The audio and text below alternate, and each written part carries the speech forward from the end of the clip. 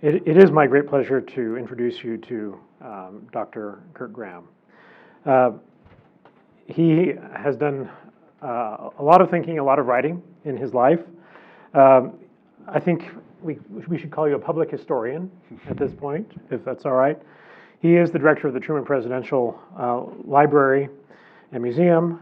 Previously, he has directed the Church History Museum in Salt Lake City, as well as the McCracken Research Library at the Buffalo Bill Center of the West in Cody, Wyoming.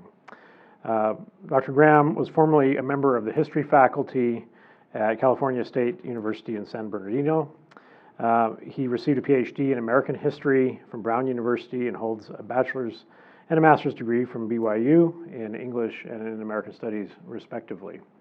And the topic of his remarks, again today, is the origins of the global American century, Harry Truman's post-war world order, and contemporary challenges. I'm going to be a discussant a bit, but the format for today is that we'd like to have an open discussion about what we can learn from Truman's presidency and the ways in which the United States helped to shape the global order after World War II, and then really think critically about the lessons of that period of time and the way that it impacts the way we think of the role of the United States in the world today, and particularly how we think about our role with allies, how we think about our role with rivals like Russia in the geopolitical space, and some of the implications we can take from Truman's choices. So let's tell us a little bit about your background, your background, Kurt. How did you get to become the director of the Truman Presidential Library, and what have you found fascinating about President Harry Truman? Well, I find a lot of things fascinating about Harry Truman, and I want to thank you all for having me here, and I appreciate too, Quinn, the idea that this is sort of informal. I mean, it's a small group. Chime in with a question or a comment or whatever along the way. I mean, I don't have any formal script that I'm working from here, but I will say to that question about being the director of the Truman Library, and it's funny to me because oftentimes, young people will ask, well, how do you become a museum director? Like, well, what is that path? What does that look like? And I always have to be honest and say, I have no idea, because I quit a lot of good jobs to get here, and I don't know what that means exactly. I'm not sure I would recommend my path. I'm not sure it's even responsible, but it worked out. So directing presidential libraries is, even within the museum field, has been somewhat unique. I've been I don't know if I mentioned this to you, I've been the interim director of the George W. Bush Library down in Dallas, Texas for the last 2 years, as they've been without a director. And so, which is a very different kind of library and very different kind of legacy, although there are some similarities in that Mr. Bush is a huge Truman fan, as am I. And so, it is really a gratifying space to occupy professionally, because I think there has never been a time when presidential leadership is more on the public radar, in the public eye, and frankly more important than it has ever been in the past. I mean, we've been blessed as a nation, I think, with some great leaders, but I think we question a lot of that today for a lot of different reasons, and so it's kind of a nice time to be in that space. Yeah. Truman was never really known for his outstanding charisma, but he was known for some other things. So he was known for his pragmatism, he was known for his integrity, he was known as a president that said what he thought, and his journey to the presidency was a bit of an unusual one. Mm-hmm. Can you help us understand how we get from being a young man growing up in rural Missouri as a farmer, mm-hmm. To independence, Missouri, ultimately as a senator, where he left a lasting impact during World War II, mm-hmm. on the way in which we produced military goods, mm-hmm. and the way we shaped military bases in this country, and then ultimately to Vice President of the United States and to the presidency. Mm-hmm. What was that journey like? Well, I think one of the things I would add to your very excellent analysis of what Truman was, all the things that he did, I think one of the things that stands out to me about Harry Truman more than anything else is that Harry Truman is known as someone who made a lot of big decisions. There were a lot of key decisions, and we can talk about some of those as we develop here. But I always like to say Harry Truman didn't just make a lot of decisions, he was decisive, and it's different. I think that the fact that he understood the anatomy of a decision, he understood how to make a decision, it makes him a great example for leaders anywhere today, because most of us aren't going to become the President of the United States, but we all have to make big decisions. And understanding how to make those decisions, I think, is a lesson we can take away from Harry Truman, whether we agree with or like his politics or think he overreached in certain areas or not. His path to become the decision maker for the world in a lot of ways was indeed, as Quinn suggested, a very unusual one, in that I maintain that one of the reasons Harry Truman was such a great president and is remembered now as the 5th or 6th most important president in our history consistently, is that he never intended to be the president. He didn't plan to be the president. And I think there's a value in that to some degree, because Harry Truman comes home from World War I, he gets involved in county politics, basically becomes a county commissioner. And through that work, his real goal, as he got involved in politics and got excited about it, he wanted to be the governor of Missouri.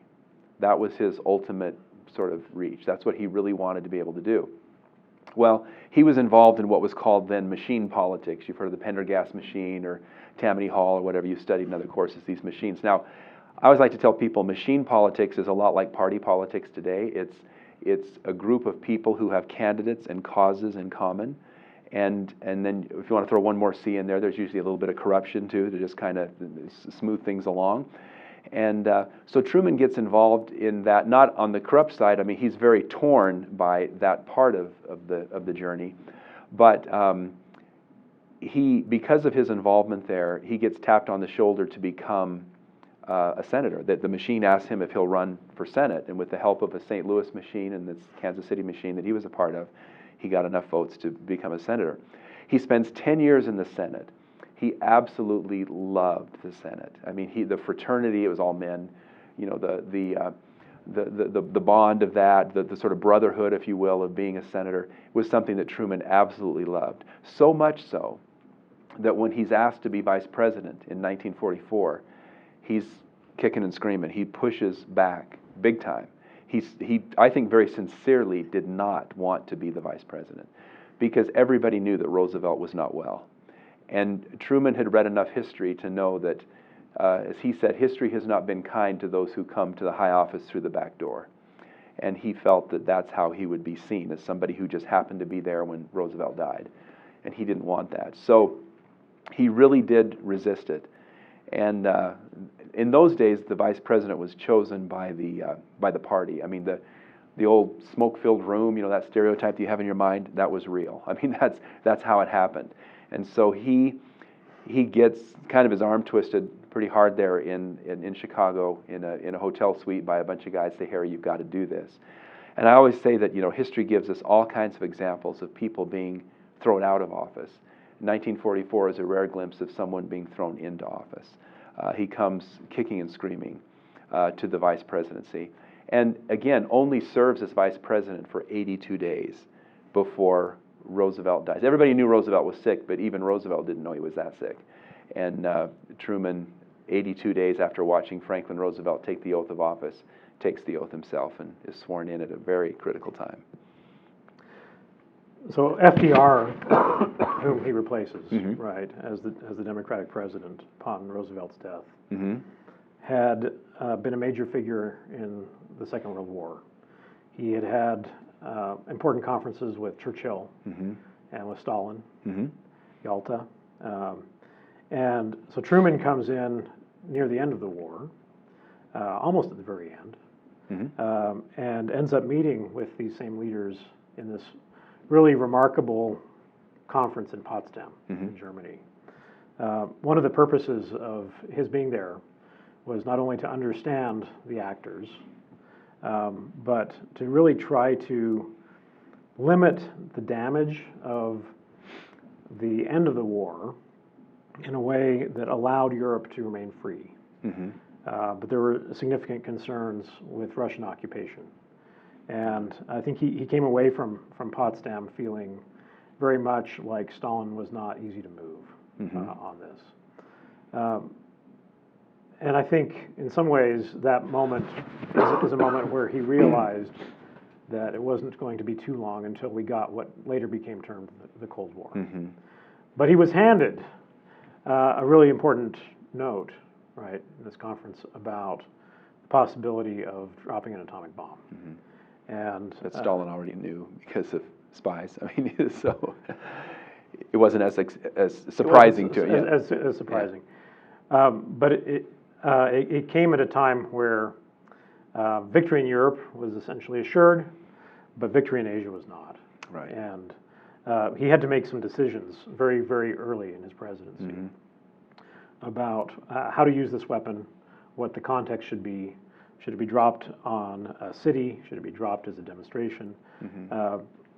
How do you think that impacted him as that great decider that you discussed? Yeah, you know, the interesting thing about the time that he comes to the office, I mean, he's not, like you say, the die has been cast. There are already so many things that are in place. I don't know that Truman would even, certainly the decision to drop the bomb was not one of his big decisions from his perspective. That may sound surprising to us because we think what could be bigger than ending a war in that way, the first and only use of nuclear weapons in that context. But Truman faced what he considered to be bigger decisions later on in his presidency.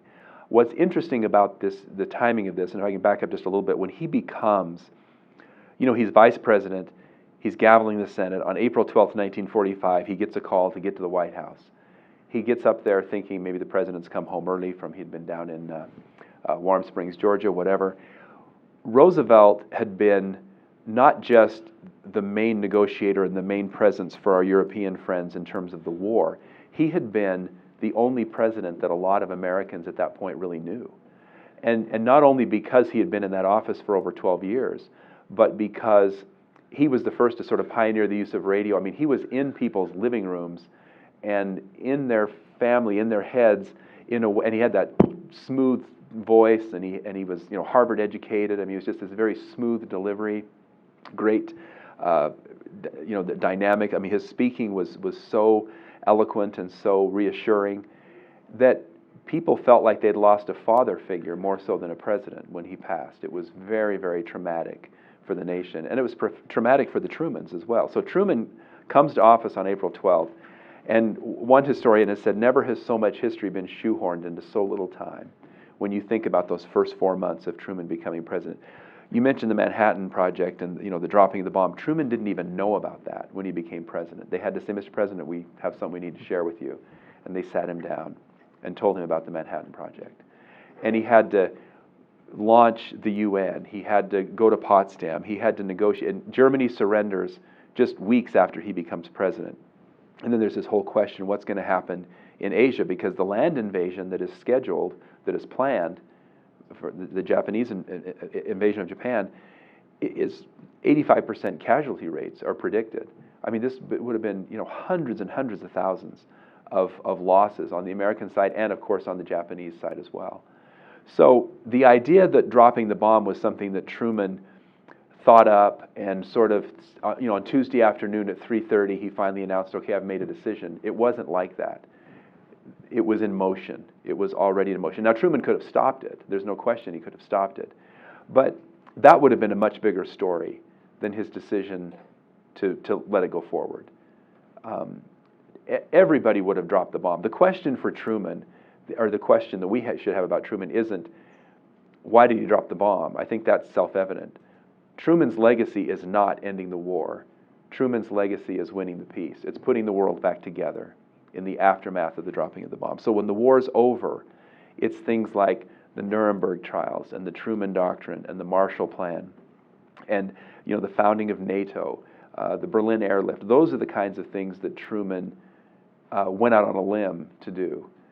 The dropping of the bomb, I think he would have been more on a limb not to drop the bomb had he chosen not to do that. That would have been a stranger decision, and one that he would have had to insert himself in a much bigger way. It was certainly a very popular decision in the United States to do that. I think so. I mean, it was second-guessed at the time, and it certainly has been second-guessed since then a lot. But, you know, Truman, the thing about his decision-making process was he didn't wring his hands about things and lose a lot of sleep. There was a time, we have a video at the library when he came. There was a Japanese delegation that came, I believe, on his 80th birthday, to honor him and to sort of celebrate his birthday. And the Japanese gentleman who was presenting made a reference to being your former enemy. And Truman corrected him and said, "We were never enemies." He said, "I just had to end the war." So he saw the dropping of the bomb in very pragmatic, very practical kinds of terms. It was going to cost, in his view, fewer lives to end the war in that way than it would to have this prolonged ground war and this land invasion. I mean, that would have been a much more risky proposition for Truman. It would have been irresponsible for an American president not to use this new technology to try to bring that war to an end. For those of you that saw the poster outside, the photo on that poster is the Enola Gay returning from dropping the bomb and starting in this new era of potential nuclear warfare. Let's talk about the winning of the peace, because I agree with you that there's so much remarkable to talk about in those first few years. So he does, the UN, right, is founded on his watch. Right.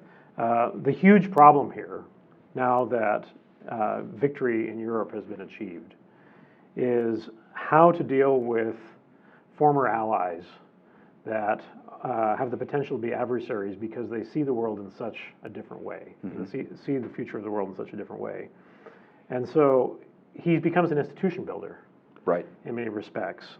He helps foster the UN, he helps build NATO, right, which comes a little bit later, after a perceived threat from the Soviet Union and the way the Soviet Union has expansionist tendencies. One of the really meaningful things that I think he's done, at least in retrospect, is he surrounded himself with some really remarkable figures in his administration. He never seemed to be insecure about having the very, very best people around him. And one of those people was George Marshall. So George Marshall was a military man who he appointed as Secretary of State. He later becomes Secretary of Defense as well. But he's known for his partnership with Truman in this really audacious project of rebuilding Europe and taking so much money that could have been used for other purposes to rebuild the countries that were devastated by the war, which I think is a signal that the United States is now going to be really involved in the future direction of the world. And partly out of that nervousness with the Soviet Union, he starts to articulate what becomes later known as the Truman Doctrine, of which the Marshall Plan was a key component, which is that the United States is going to support countries that otherwise might be under threat from communists, and is going to provide a lot of money and aid to bring them into the United States orbit. I'm wondering if you could talk a little bit about how he envisioned the world and what his concerns were there. Well, it's a lot like, I mean, the thrust of the plan, of the Truman Doctrine and the corollary, the Marshall Plan, is much like sort of like it was Article 5 of NATO, right? That we will stand with our friends. I mean, if push comes to shove, we'll be there. We got your back. I mean, that's essentially what Truman was trying to signal, I think. And his view of the world, it's very interesting because, and we'll talk about Europe and our allies and the need to secure those alliances. But I think this is remarkable. Even when it came to the combatant nations, someone once asked Truman, "What do you do with a vanquished foe?" And Truman said, "You welcome them into the family of nations." Truman had read enough and had been enough of a historian to realize that how you get a Hitler is by trying to keep Germany down. After World War I, there had been that effort to kind of keep Germany in it, because of the way that war had unfolded. And so that rise of nationalism that was ultimately, excuse me, sorry, I've developed some allergies or something in Missouri, which is, I think I'm allergic to Missouri, which is terrible because it's Zion. I don't know what to do about this. I fear for my salvation, but I'm not sick. I just have a slight cough. But anyway, that notion of bringing Germany, I mean, think about it. Germany and Japan are two of our closest allies today. And I think we owe that to Harry Truman. We owe that to that attitude that we don't need to keep these people down. We don't need to treat this as an enemy combatant nation forever. You know, they had bad leadership, whatever, the war was won, that's over, bring them in. But to your point, things like the Truman Doctrine and the Marshall Plan, I mean, we're consciously, under Truman, using the tools of diplomacy are not tanks and bombs. The tools of diplomacy are now tractors and freighters. That we're going to feed Europe. We're going to, because you have to remember, I mean, World War II is the most cataclysmic event in human history. 80 million casualties. I mean, it is, and it's not just that, oh, good, the war's over. We can go back, and the United States was so great. They helped us out. Now we can go back to normal. There is no normal. You know, you see the pictures on the news today, whether it's, you know, Gaza or wherever, you know, I mean, all this destruction in the world from bombs and things going up. All of Europe was like that. The infrastructure that, you know, the way food and water and waste and garbage and sewage and everything is handled in a city, all those things are in some cases destroyed. And so, you know, we have film footage of people, you know, scraping the bottom of trash cans to get enough protein to make it through another day. I mean, this is a desperate situation. So to avoid the kinds of conflicts and that was the thrust of the Truman Doctrine when he said, you know, the totalitarian regimes can thrive when the hope of a people dies. And he said specifically, we need to keep that hope alive. That is the American role. And I would submit to you that it is not so much the victory in World War II, but it is the aftermath and Truman's victory in how he put the world together that allows us to say today that the 20th century was the American century. It wasn't the American century because we won wars. It was the American century because we waged peace. And we did it a la Truman, and we drew allies to us, yes, with huge resources. And you think about the Marshall Plan. What country in the aftermath of a war would turn around and dedicate 10% of its gross domestic product to rebuilding the war-torn nations?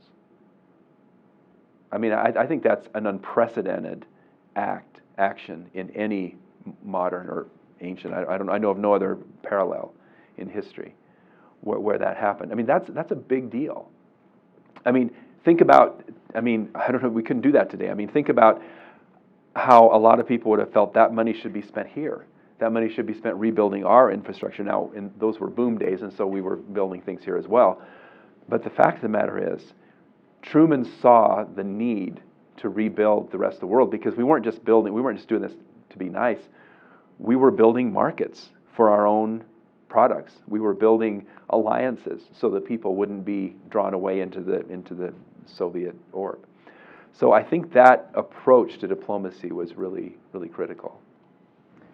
Go ahead. The early days, right, where aid really kicked off was specifically to Greece and to Turkey because of concerns that if we didn't support Greece and Turkey, that communism would take hold there. It later expanded, but one of the huge tests of his early presidency was in Korea. Mm-hmm. The Korean War kicks off with the North invading the South. Mm-hmm. Right? The line dividing North and South Korea is designed to be a temporary line. Still is. It's still officially a temporary line. And he has to make a decision to take Americans who were tired of war, Mm-hmm.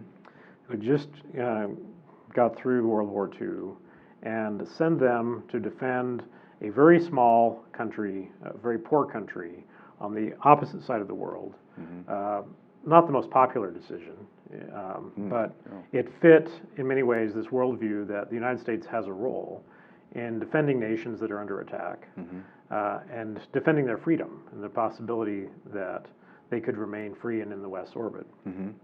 How do you see his experience with the Korean War fit into this? Well, it does fit in, and that's a well-framed question. And I think that it's problematic for Truman. It's problematic for our country because, as you mentioned earlier, Truman surrounds himself with probably one of the greatest foreign policy teams that we've ever had in American history.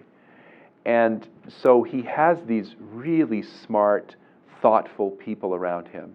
And Truman listens. I mean, he's you know, to quote from my other experience, he's the decider. You know, I mean, it is. I mean, he definitely did not farm out the decisions. I mean, he absolutely took in all the information he could. He took stuff home, stayed up late, flipping through binders, getting all the information he could, and then would come back and announce the decision.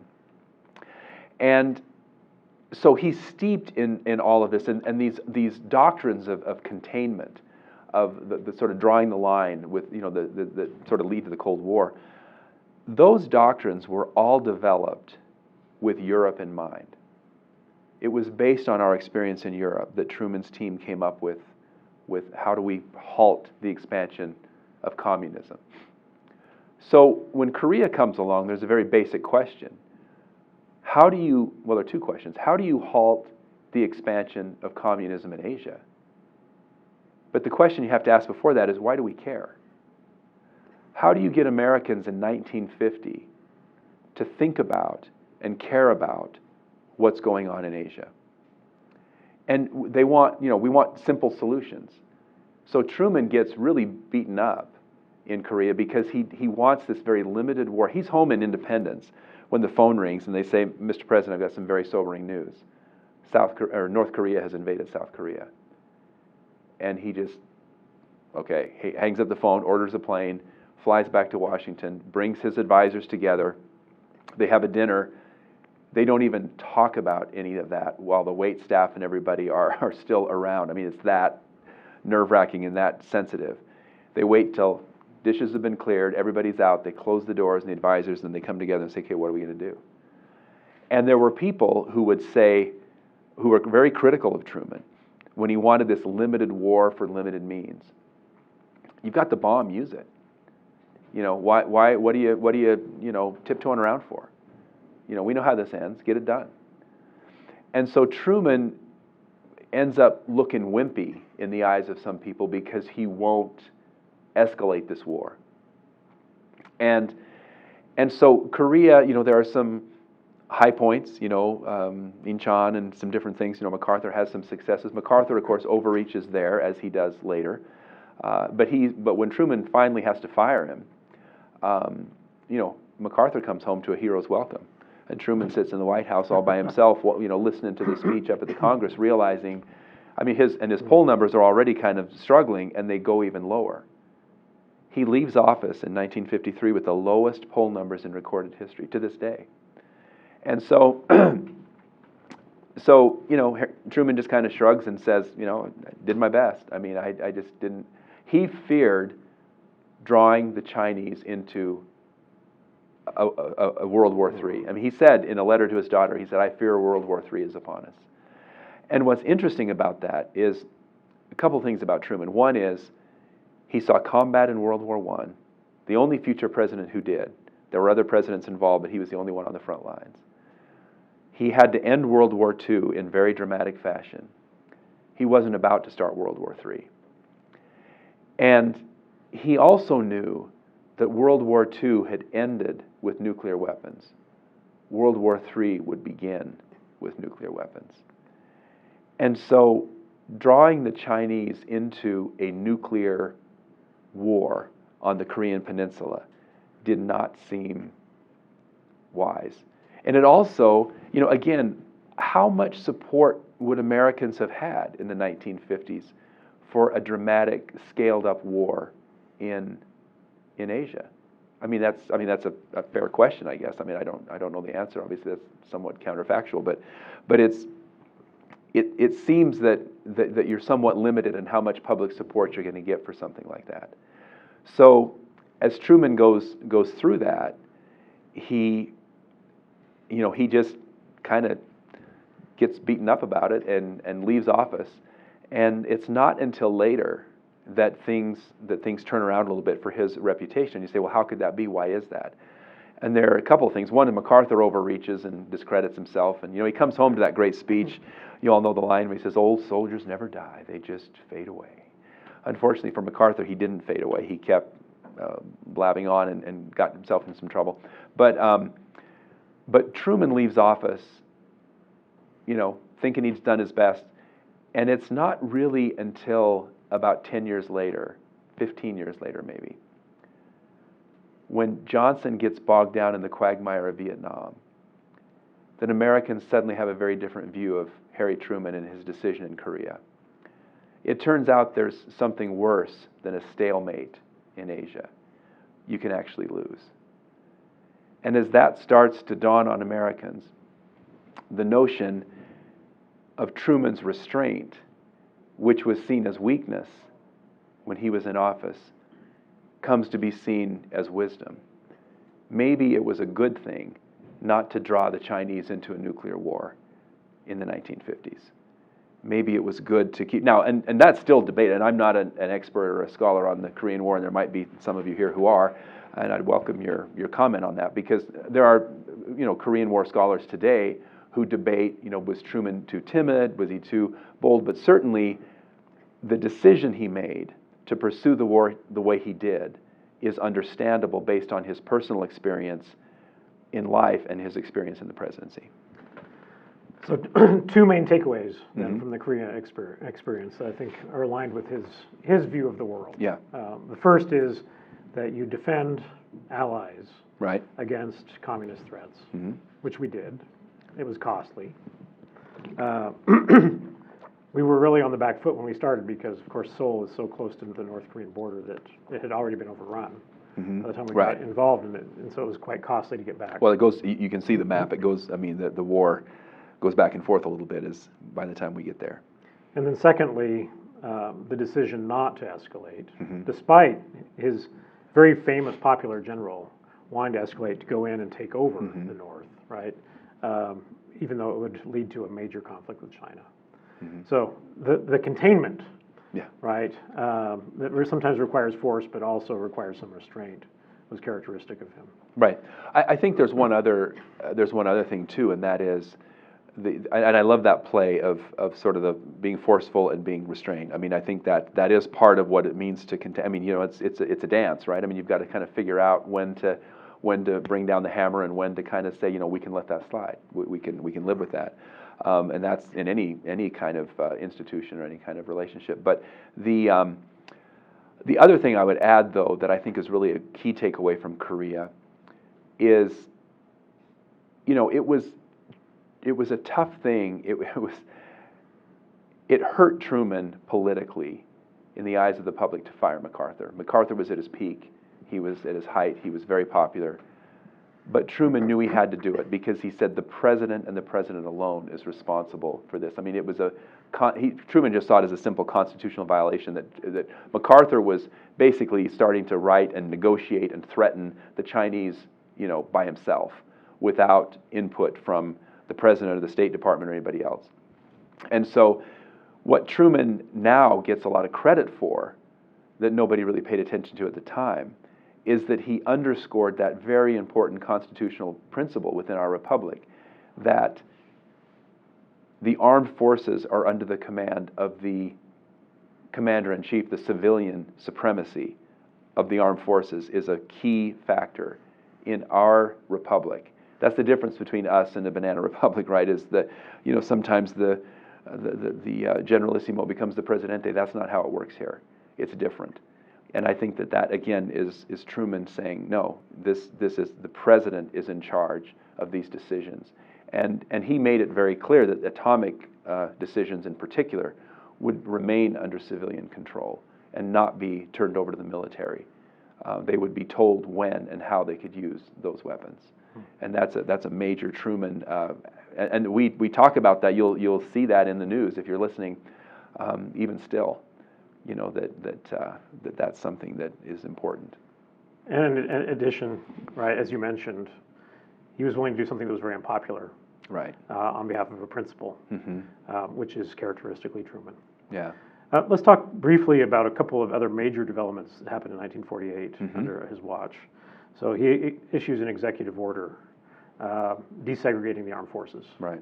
For the first time, African American troops, right, and white troops are commingled, Right. right, as they fight, and that has lasting legacies. And then 1948 is also the birth of Israel, and Truman was an advocate at the end of World War II for Holocaust survivors to immigrate to Palestine. Very much so.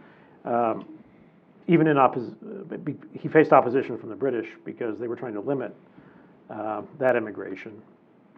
But when it came to one of the first major acts of the United Nations to actually drop a partition plan for Israel and Palestine that would create the country of Israel, Truman ended up becoming a really important supporter that tipped the balance and allowed the UN to essentially vote for the creation of Israel as well. Right. So any reflections on those two major decisions? Well, those are two very critical things that are quintessentially Truman, and to underscore your point about principle, because Truman in 1948, this notion of recognizing Israel, when he talks about the partition plan, the UN the British have decided they're going to pull out of Palestine, and there's going to be just this vacuum, and so what's to be done?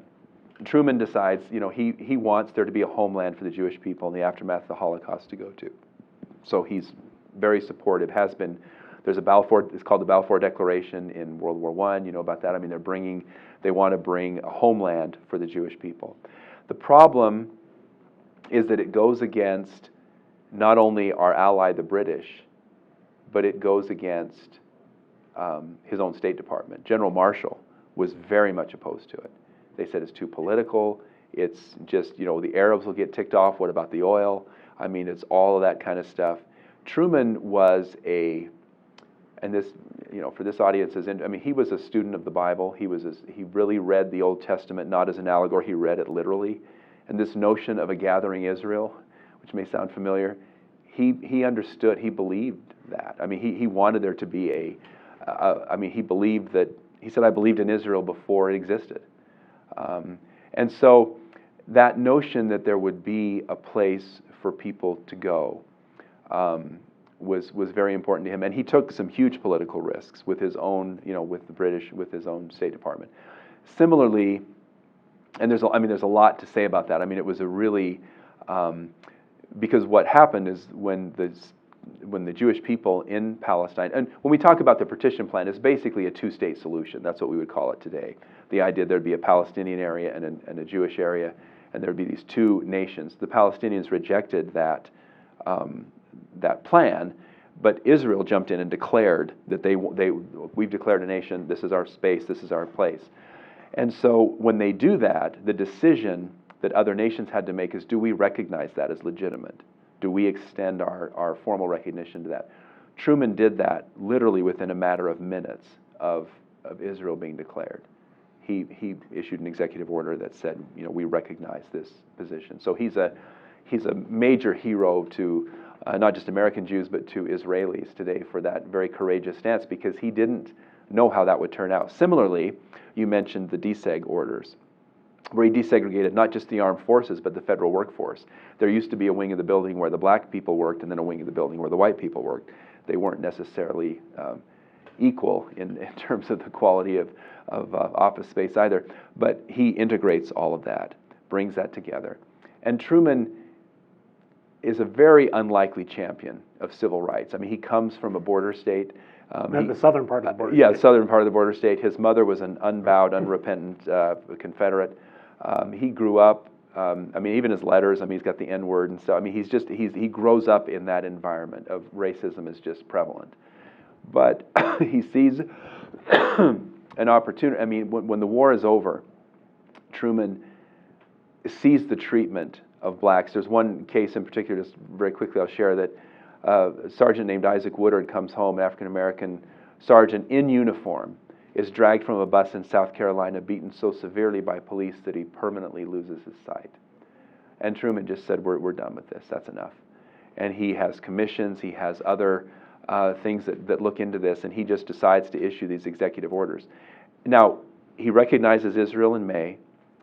He desegregates in July. This is 48. He has to run for election in the fall. Now, this is when elections lasted 2.5 months and not 2.5 years, but still, he has to face a public that is going to remember these two decisions. Now, some people will say, and people say this to me to this day, well, he was just pandering for Jewish votes and for black votes. Well, I mean, Truman was a politician. He understood that these people voted and that mattered. But this is also 1948. This is not exactly the high mark of pluralism in American democratic participation. I submit to you that Truman alienated as many people as he brought to him with those two decisions. In fact, one of his advisors went to him and said, Mr. President, you better be very careful, because in recognizing Israel and in desegregating, you're going to tick some people off and you could end up losing the election. And Truman said, I'd rather be right than be president. Can you imagine anyone saying that today? Anyone? I think that's unique in that he was willing to risk his own political future when it was imminent. It wasn't like, well, they'll forget in 2 or 3 years. It was like 2 months away. And he says, I'm going to recognize Israel because it's the right thing to do. I'm going to desegregate the armed forces because it's the right thing to do. And, you know, he said to people, I will make the federal government the friendly, vigilant defender of the rights of all Americans. And when I say all Americans, I mean all Americans. And they knew exactly what he meant.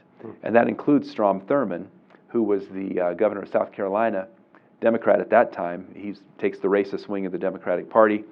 The Republicans had been a non-issue in the South since the Civil War, of course. And so the Democrats, but they're Southerners. I mean, they don't want integration. And so he does that. And Strom Thurmond bolts and starts the Dixiecrat Party and runs against Truman and takes away about 33 electoral votes, which is a lot in a tight race. Everybody thought, you've seen the headline, Dewey defeats Truman. Everybody thought he was going to win, or that Dewey was going to win, that Truman couldn't possibly win that election. And tellingly, someone asked Strom Thurmond, Strom, why are you making a big deal out of this? Why are you bolting from the Democratic Party now in 1948? Roosevelt talked about this stuff. Everybody's equal. Everybody's the same. And we've had this kind of talk around forever. He said, yeah, but Truman means it. And that was the difference. So he was so far down in the polls right before his reelection. I think we've learned that really the last 2 weeks prior to that election, there was a significant swing in his favor that allowed him to serve that second term. I have one more question, and then I'd like to open it up for discussion. So we're in a world now where the United States has to make a lot of choices about who it supports, where does it send aid. Ukraine is a key policy question for us right now. It feels to me that Truman would be first on the Senate floor pushing for aid to Ukraine. I think that's a safe assumption. I think even more broadly, he would be extremely sensitive about how do we support our allies, how do we contain North Korea or Russia, how do we demonstrate goodwill that will make it so that other countries want to be in the American orbit and really want to solve problems together. So right. In many ways, he was a quintessential multilateralist. But isolationism is a big debate, right, in contemporary American politics. And so I'm wondering what we might take away from Truman's legacy that might be informative about how, if we want to keep this current century another American century, what kind of behaviors does the United States need to have in the international system that Truman can help us understand? I think I've never thought of it just that way, but I think I have an answer for that, because I think that what we can learn from Truman, there's no question that the United States, the biggest asset that we have and have had since the dawn of the American century, since Truman anyway, is our ability to attract allies. it's not our wealth, our military might, whatever. Now, because of our wealth and military might, we're able to, people want to be on a winning team. They want to be a part of who we are and what we represent. But you say, what kind of behavior can the United States display today that would reinforce that? I think the thing we can take away from Truman that is going to happen for us to continue a global leadership role is it's more of an internal discussion. What Truman did so effectively was reach across the aisle. It was people like Senator Vandenberg. It was people like even Charles Lindbergh, famous. These isolationists, Senator Robert Taft. These people were isolationist Republicans, and it was people like Jerry Ford who came home from the war, and it was Truman who convinced them, no, we have a role to play here. Ronald Reagan was a huge Truman supporter. So to have seen, as we've seen in the last 4 or 5 years, the 180 in the Republican Party of today, for example, in terms of on the global picture, are we going to be globalists or are we going to be isolationists? That has changed like almost overnight with a celerity that is shocking, really. But are these leaders who are spouting this isolationist talk today, are they going to come together? Because there are plenty of globalists in both parties at this point, and who want to do this sort of multilateral, continue this role that you've defined. I don't think there's any question the United States can continue to exert and have that role. It's just a question internally with our Congress today and with our public today. Do we want that role? Do we see the value in that role that we're willing to invest? Truman and Marshall were willing to invest 10% of our GDP in rebuilding war-torn Europe. We're not sure we want to invest a little bit in Ukraine to stave off Soviet expansion. So, Russian aggression, whatever you want to call it. And it's interesting because, again, the Truman example, he went to Potsdam, he met Joe Stalin, and he said, I think I can work with this guy. And he was soon dispelled of that problem, of that myth. George Bush had a very similar experience with Putin. He said, "No, I've looked in the guy's eyes. I think we can work with him." And Bush is a very sincere, gregarious fellow. I think he's got a lot of personality, a lot of personal charisma, and I think that he really felt that he could work with someone like Putin. And now we see Putin as a very, very dark figure. By any standard. And so, the Russians have kind of, fooled us time and again, I guess, in terms of how of where they're coming from. But we have a formula for playing that role in the world if we want it. And I think it's the formula that Harry Truman laid out. Oh, thank you so much. All right, we've got about 10 minutes for questions. If you need to go to a 4 p.m. class, you're welcome to be excused. But we'd love to take your questions. Stump the chump, anybody? Here's your chance. I'll start. Sure. You seem to have a unique insight into 2 presidents now. I wasn't aware that you were interim director of the George W. Bush? In Dallas, W. Bush Presidential Library. Mm-hmm. He seems to have had a different post-presidential experience in terms of his popularity internationally. He also had a very aggressive approach to international relations. Mm-hmm. What did he do wrong where Harry Truman did right? Are you talking about in his post-presidency? Well, no, I'm talking about his policies as president that resulted in tremendous unpopularity internationally for the United States versus mm-hmm. Truman, who it seems had policies that resulted in, at least ultimately, high popularity mm-hmm. for the United States. Mm-hmm. You say Bush was a fan of Truman's. What should he have done differently? Where should he have modeled his own policies after Truman more and followed his own gut less? Well, I'm not sure.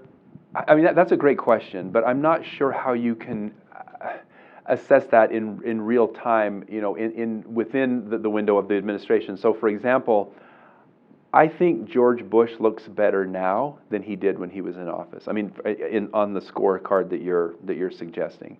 And I think that was true for Truman as well. So I see a little more of an alignment there maybe than, what you're saying is Truman rebuilds Europe. I mean, Bush is in a slightly different situation because of 9/11. He's off actually fighting a war instead of ending a war and bringing about peace.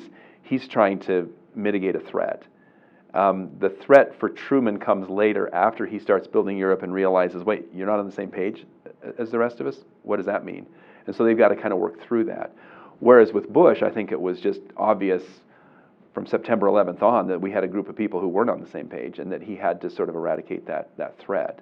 So I don't know. I mean, I'm not enough. You might have a better answer than I do in terms of, from a political science perspective. I mean, what specific policies Bush might have pursued that could have been different. But I think he was engaged in a little bit of a fundamentally different enterprise than Truman was. Truman was ending a war, bringing about peace. Bush was thrust into the beginning of a war. And was it too aggressive? I mean, I think there were a lot of countries that appreciated the leadership role at that time. I think a lot of countries wish the United States were still operating under that kind of leadership role, and that the threat of that kind of leadership role being undermined weren't so prevalent. So I think Bush looks differently now than he did. I don't think I've answered your question very well. Maybe others have insights into that, but. Oh, I just have a question. Oh, go ahead. I was just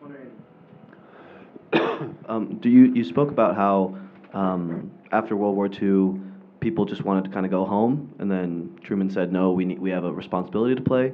It seems like nowadays a lot of Americans are wanting to, like that trend of isolationism is growing, and the weight of responsibility of being the leader of the free world or whatever seems to be too much right now. What can we learn from Truman and his legacy about how a leader can inspire people to kind of hold that burden of responsibility?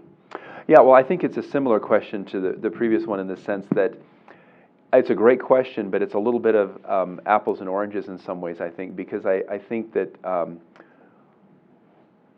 for Truman, the isolationist tendencies that Senator Vandenberg and Senator Taft and others represented were a kind of a small minority within one party. And I think now the isolationist tendency has grown in a way that it represents a much larger, I don't know about the public at large, but certainly within the political establishment. I mean, there are far more elected officials today that question the role of the United States on the world stage. And again, we can sort of say, I'm not saying should it be more, should it be less? I just don't know. Again, I think what Truman did so effectively was he was friends with Vandenberg. I mean, he reached out. He understood Taft. I mean, he knew how to break bread with these people and talk about, okay, what do you really see going on here? That doesn't mean he caved. I mean, he stood his ground on what he believed in. But he did try to understand where they were coming from, and he did try to find those points where we could work together. I don't think anybody invests in that way anymore in those relationships in government. I just don't think that's so. I think that does play into that situation. Let's take one more question, and then if you have additional questions, feel free to come up afterward. Thank you very much for the insightful conversation. I'm wondering about the Missouri aspect of this with Truman and his personality and his insight that you talk about with regard to the end of World War II and recognizing the need for allies to support former enemies. Sorry, not the allies aspect of it, but to support former enemies and to bring them into the family of nations. And I'm wondering, and I think you can give more nuanced understanding of this, his association with a border state, growing up on the southern part of it, how much of the aftermath of the Civil War was he living in that he might have seen something of a lesson in American history that would have more, as one of those histories that he was reading that you pointed to, is that one of the histories that he's living through actually, and he maybe recognizes that it's all right if it's not? I'm just kind of curious. No, that's insightful.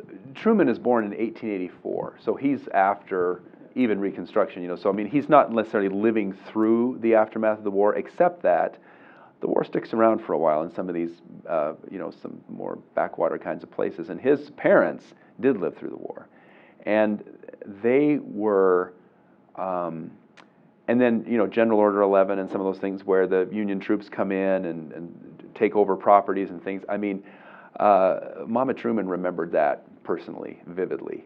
And so he's raised by someone who, he comes home from World War I, proudly wearing his uniform as a soldier who's fought in battle for the nation. She said, "Get that damn Yankee uniform off in my house."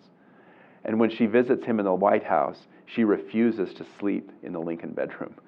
So, she's an unreconstructed Southerner. So he's definitely raised in that environment. And that notion of being kind of on the outs and in whatever, that could be something, I think for him, just being a rural, he grew up relatively poor and he never would have aspired to be what he became. He never would have imagined or dreamed of doing something like that. So I think maybe being a little bit of an outsider, maybe that helped him understand. And he was that way even in the administration when he's vice president. He didn't, Lyndon Johnson always referred to Kennedy and his cabinet and the people around him as the Harvards, because of who they were. And Franklin Roosevelt was similarly surrounded by this very, blue blood, well-read, well-bred type of people. And here comes a farmer from Missouri who's just assumed the reins of the free world. And who is this joker? He's not charismatic. He's thoughtful. He's well-read. He writes well, but he's not a commanding presence in anybody's definition. So I think that notion of being an outsider, I don't know specifically the Civil War history, if that's what you were getting at, that particular history. Reconstruction. Yeah, just the whole notion of some of that. I think Truman read enough history, I think, to be able to kind of understand that, life goes on. Thank you so much, Kurt. Thank you for really having me. appreciate you being here. If you enjoyed this conversation and you'd like some more Kurt Graham before he flies east, tomorrow at 11 a.m. he's giving the Bridge Lecture. Would you advertise that for a moment? What will you be speaking on? Yes, tomorrow? that is I've been doing a project on the Jefferson Bible. Jefferson redacted the New Testament, took the miracles out of the Bible, and I'm going to compare that a little bit to Joseph Smith translation and sort of frame it with Ralph Waldo Emerson and some of his thoughts about his sort of transcendental thoughts about religion and the making of Bibles. So it's called The Planter, the Poet, and the Prophet. So I hope if you have a minute, I'd love to see you there tomorrow as well, 11 o'clock in the Knight Building, I believe. JKB. Okay. Yeah. Well, wonderful. Please join me in thanking Kurt Graham for being with us today. Thank you.